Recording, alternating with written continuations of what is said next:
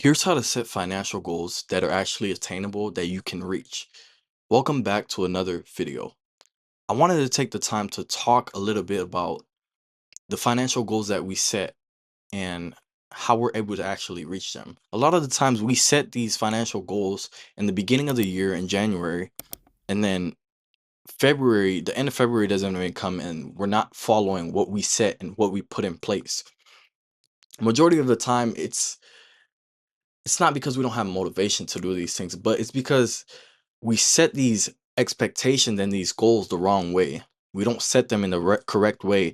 And today I'm going to show you exactly how you're able to shape and frame these so that you can actually move forward instead of moving backwards. Here's the reason why majority of our financial goals actually fail. We always have this plan in place to save more money, but it's not a goal. It's something that's more of a wish. You want to save more money. You just wish to save more money. When your goal is vague like that, your brain doesn't actually know what to do with it. There's no clear action, there's no clear plan, and you don't have a finish line. So there's no way to know if you're actually winning or losing. See, that's the difference for people. You have to understand that when you set these goals and you put these goals in place, you have to have action that you can actually act on that are going to lead to this goal, that are going to lead to you being in the finish line. If you don't have a real reason behind a goal or a real reason why you should actually go out and do something, you're going to drop it as soon as life gets busy. You're going to drop it as soon as stuff gets hard. Right? That's what happens to a lot of people is they're not able to stick with these goals. They're not able to stick with these plans that they make. And the third mistake is we go too fast and we go too big, right? People go from saving nothing to trying to save 30% of their income overnight. That's usually a recipe for burning out, right? Because that's not realistic. That's not something you can realistically do. If you weren't building a habit of doing it slowly, then you won't just be able to go full throttle into it, right? So these are the key things that you have to fix in order to uh reshape your mind on how you're actually setting your financial goals. Understanding that you have to start with the why. A why is very important when it comes to actually being able to set these financial goals. Before you write down a single number, before you actually do something, you need to understand that you have to have a clear vision on what the goal intends to do for you and why it actually matters. Not just a generic reason, but an actual goal and what that goal intends to do. Let's say you want to save $10,000. That $10,000 hits different when you have actual actual reason as to why you're saving that 10,000. Like, I want to have enough saved so I could quit a job that I hate, or I want to save 10,000 just to have an emergency fund or a buffer. When there's a reason like that, you're going to remember at the most randomest times when something falls on you, you want to buy something, you have an impulse rush that gets you, that makes you want to buy something, you're going to remember that goal that you've set already. So think about it like that.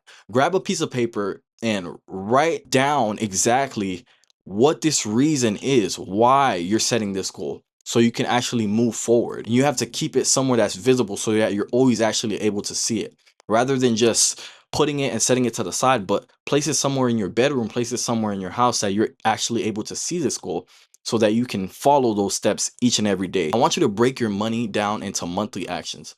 So sometimes big goals oftentimes feel overwhelming, right? They become too much. So monthly actions feel doable. Like, you can actually do a monthly habit and it's way easier.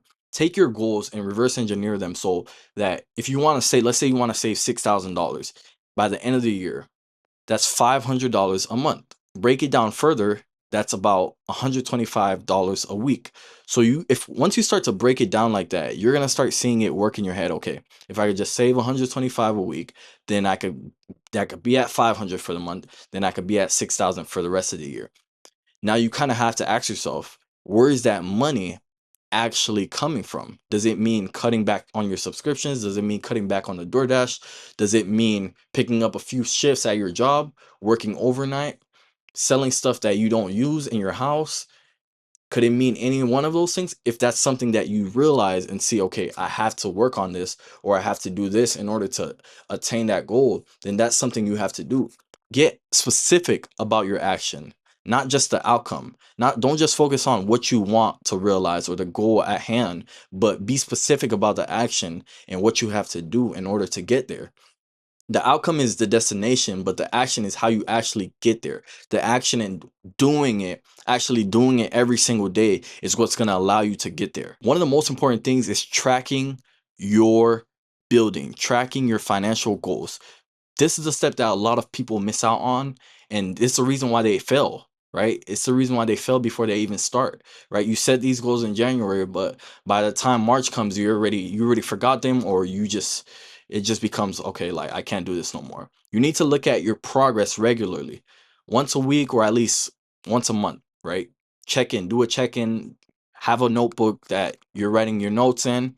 It might sound tedious, it might sound annoying, but at the same time, this is the way to correctly check your progress and making sure that you're staying on track with your goals, right? You want to be able to set these goals aggressively, but you also want to actually be able to track them in real time. What usually kills our growth isn't just slow progress, it's losing track of where we stand and where we're at with those goals, right? We set all these goals, we set these things that we want to accomplish, you set these New Year's resolutions, but as time goes on, you're not tracking them, or you started tracking them, then you lose sight of the goal because you stop tracking them throughout the months. You get a little busy, you start having to work a little bit more, and these things just happen that make you forget that you even had these goals set in place. By the end of the year, you already see that you did not hit some of your goals. This is usually what happens to a lot of us. So instead, you could use a spreadsheet, use a notebook, right? Use your notes app if that's easier for you. Use a budgeting app. Whatever you have available to you, those are the tools that matter. Those are the tools that are actually going to help you. And if you build that habit of actually being able to track and writing stuff down, writing your notes down, writing stuff down in your notes, writing stuff down in a spreadsheet, then you're going to actually be able to obtain those goals and reach that level that you want to financially. And lastly, please, please, please listen to me. This is one of the financial traps that a lot of people fall into, is trying to get into too much things at one time. It's happened to me, right? It happens to me. Trying to do too much things at one time. Pick one financial goal at a time to focus on. Please pick one financial goal at a time to focus on. You don't need to be scattering between doing different things.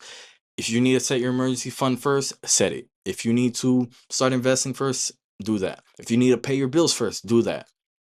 I know you want to start an emergency savings fund. I know you want to pay off your car. I know you want to invest, right, for retirement. You want to do all these things.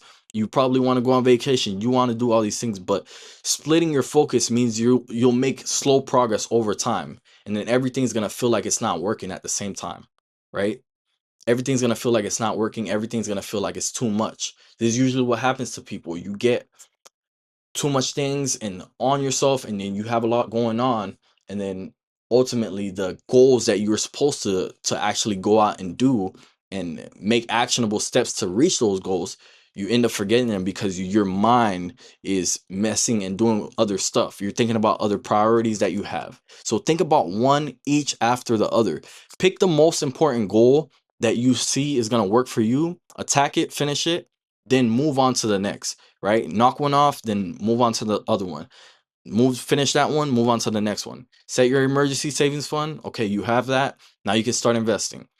Your investments, okay, now you can start saving up for a car. Okay, you're done with your car now. Now you can do something else, right? Set these financial goals so you're putting them in place one after the other, so you're not doing everything in a bunch. Momentum, it's actually real. It's actually something that's real, and there's nothing more motivating than actually crossing a goal off your list. Once you cross one off, then you could cross the other off, then that's going to actually give you a boost, and it's going to make you look, okay, like, I'm actually accomplishing something with this, right? Not just doing this just to do it, but I'm actually being able to check these off of my list of financial goals that I want to accomplish. The steps are simple. It's simple. If you follow these steps and you actually listen to what I'm telling you to, you'll be able to, actually be able to breathe for a few months, right? You'll be able to breathe for a few months until you can start doing what you need to do. If this was helpful, please give me a like down below, subscribe down below, and comment down if you heard what I said and you're gonna actually follow any one of these steps and you thought they were helpful, right? Please check out my website, eawealthteam.com, and subscribe down below to keep up with these videos. All right. Thank you. Peace.